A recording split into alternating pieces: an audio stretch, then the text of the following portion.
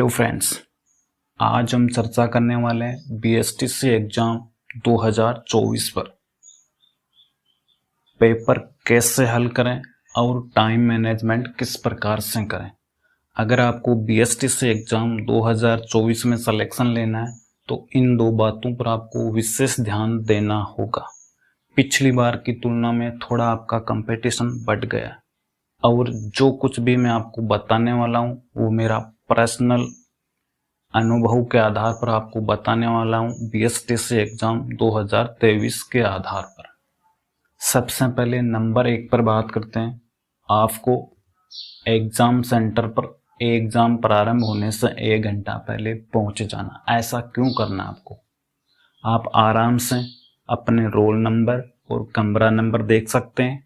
उसके बाद में आपको अपने शरीर को एनर्जी देनी है और अपने माइंड को फ्रेश करना है। इसके लिए आपको अपने हाथ मुंह अच्छे से धो लेना है और चाय नाश्ता जूस आप जो भी लेना चाहते हैं आप वो ले सकते हैं और थोड़ा छाया के अंदर आराम कर ले, जिससे आपका शरीर बिल्कुल रिलैक्स हो जाए और माइंड आपका एकदम फ्रेश हो जाए, एक्टिव हो जाए। नंबर 2 पर बात करते हैं।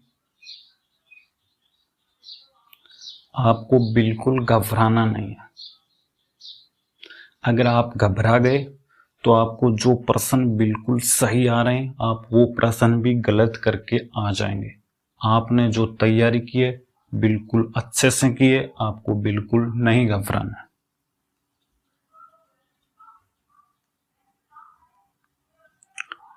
नंबर 3 पर बात करते हैं। सबसे इंपॉर्टेंट बात है, कौन सा भाग सबसे पहले हल करें।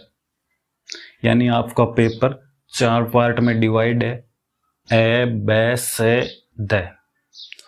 जिस सब्जेक्ट पर आपकी सबसे अच्छी पकड़ है आपको सबसे पहले उसी भाग को हल करना है। ऐसा क्यों करना है?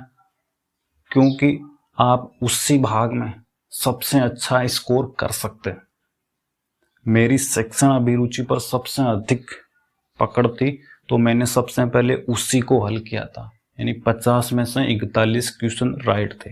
उसके बाद आपको जो सब्जेक्ट अच्छा आता है उस सब्जेक्ट को आपको 2 नंबर पर हल करना है। इसी प्रकार से आपको हल करना है सभी सब्जेक्ट को।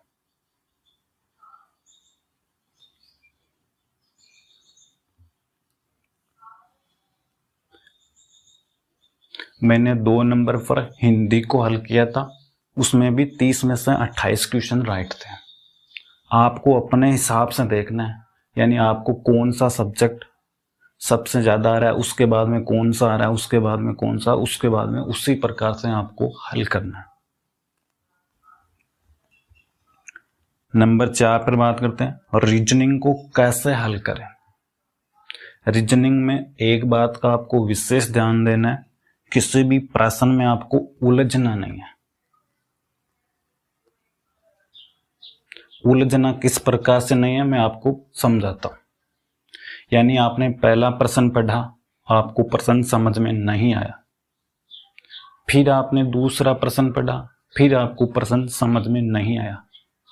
अगर आपको ये 2 प्रश्न समझ में नहीं आए और आपने इन्हीं प्रश्नों पर 2-3 मिनट खराब कर दी तो आप 6-7 मिनट इन 2 प्रश्नों पर खराब कर देंगे। फिर आपका टाइम कम पड़ जाएगा, फिर आप डिप्रेशन में आ जाओगे, आप घबरा जाओगे, तो आप पूरा पेपर हल ही नहीं कर पाओगे, आपका टाइम कम पड़ जाएगा।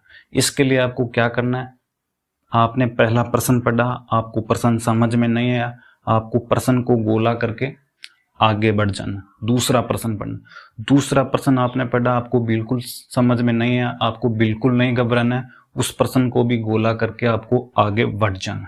तीसरा प्रश्न पढ़ना, आप आराम से हल कर पाओगे और अच्छे से।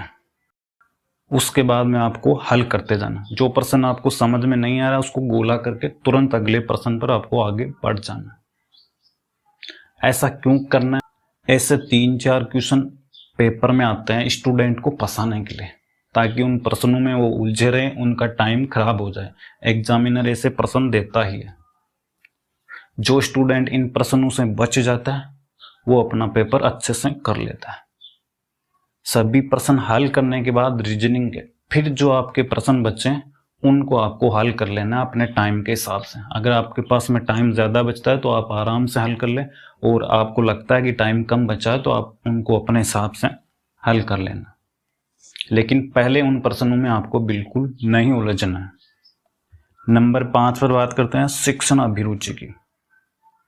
इसमें भी एक बात का आपको विशेष ध्यान रखना है, 3, 2, 1 नंबर सिस्टम को हटा दिया गया। यानी पहले क्या होता था, अगर आपका सबसे सही ऑप्शन राइट हो रहा है तो आपको 3 नंबर मिलते थे, उसके बाद ऑप्शन राइट हो रहा था 2 नंबर, उसके बाद में 1 नंबर। लेकिन अब ऐसा नहीं है, अगर आपका प्रश्न सही है तो आपको 3 नंबर, अगर गलत है तो आपको 0 नंबर मिलने वाला है। इसलिए आपको शिक्षण अभिरुचि को भी हल्के में नहीं लेना है, प्रश्नों को अच्छे से पढ़ना है और सही ढंग से पढ़ना है, उसके बाद भी आपको उत्तर देना है। नंबर 6 पर बात करते हैं प्रश्न को सही ढंग से पढ़ना। ऐसा मैं क्यों कह रहा हूं, कुछ प्रश्न इतने आसान होते हैं कि हमको वो देखते ही आ जाते हैं, उस प्रश्न को हम आधा पढ़ते हैं डायरेक्ट ऑप्शन भरते हैं, वो प्रश्न हमारा गलत हो जाता है। उसमें पूछा रहता है इनमें से कौन सा सही है या कौन सा गलत है। जिसमें सही पूछता है उसमें हम गलत भर के आ जाते हैं, जिसमें गलत पूछता है उसमें हम सही करके आ जाते हैं, फिर हमारा वो प्रश्न गलत हो जाता है। आई होप फ्रेंड्स आपको आसानी से समझ में आ गया होगा।